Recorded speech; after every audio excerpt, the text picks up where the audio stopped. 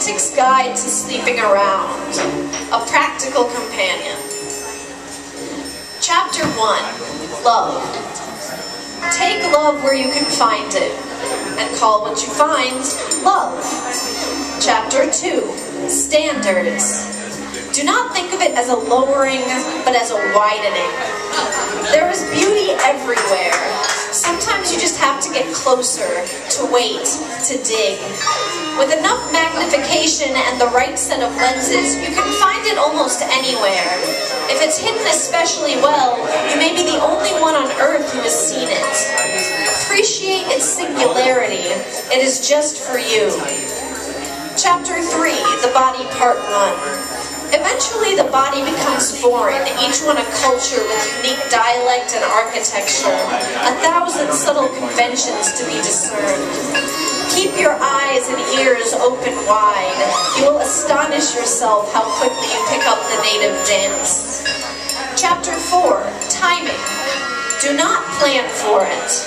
It will always be when you are at your most unpretty, unshowered and unshaven for days, out of deodorant, tampon in, that you wind up at the Slutcracker cast party, naked in the makeout room with your face in between the thighs of the hot Pilates ex-GF of a cool-head DJ acquaintance, with the face of the serpentine ponytailed male fire dancer between your thighs, when the biggest star of the show garbos in, wearing only her pole dancing shoes, spreads her legs to the lucky hula hooper behind her and leans her heart towards you, one pea-like nipple sliding into your mouth. Your eyes will lock for a moment, and you will both smile. Yes, there is love here.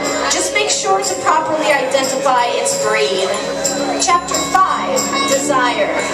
Read books on Shakti, listen to interviews with Sting, practice daily meditations and rub your body with ash. Go weeks without solid food. Do not hold back in your self-denial. Sure, Krishna may have rolled in the fields with a few cowherdresses, but when you get him going, no god fucks like Shiva. Don't forget the body you are fucking is just a few seasons away from being a corpse. This is something to have in common. Bond over it. Chapter 6, Corruptibility. Get tested, it's better for everybody.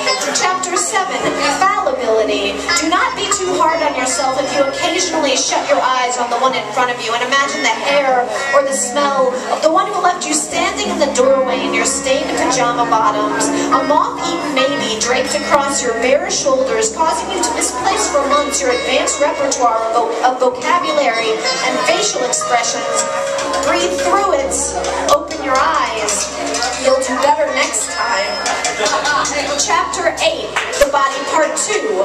Eventually the body becomes one of many, so much sharply seamed plastic cocked out mold to conveyor belt to bedroom, each arm just an arm, not so exceptional in function or structure. Most people want the same things: to be touched, to be spoken to in some way, to exchange something with someone, DNA, power, hypotheses. Don't forget the body you are fucking is a template, a control group, unspecial. This is something you have in common. Bond over it. Chapter 9, Protection. If you truly want to keep yourself, give each person all of you, unabashed, unembarrassed. If you love them after 8 minutes, tell them.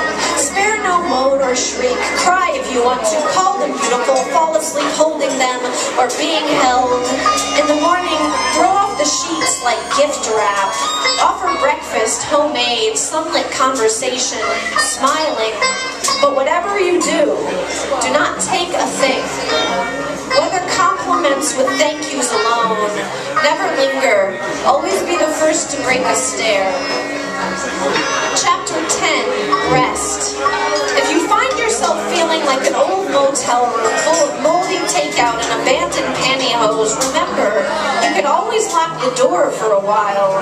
Draw the shades, straighten up a bit. There are a few books in the dresser and some notepads and pens. Someone left behind a crossword of 90s pop culture, and the TV gets 37 channels plus HBO. When you get bored with that, lie on top of the covers, fold your arms, and stare at the ceiling. Before long, you'll be ready to open back up. Chapter 11, Falling. If you find yourself one of two bodies hurtling from an exploded airplane. Turn to your lover, flying with you like a starfish toward the earth. Look in their eyes as you tumble. Take their hand, whether you know them or not. Say how lucky we are to have found each other. Now, here, before it is too late.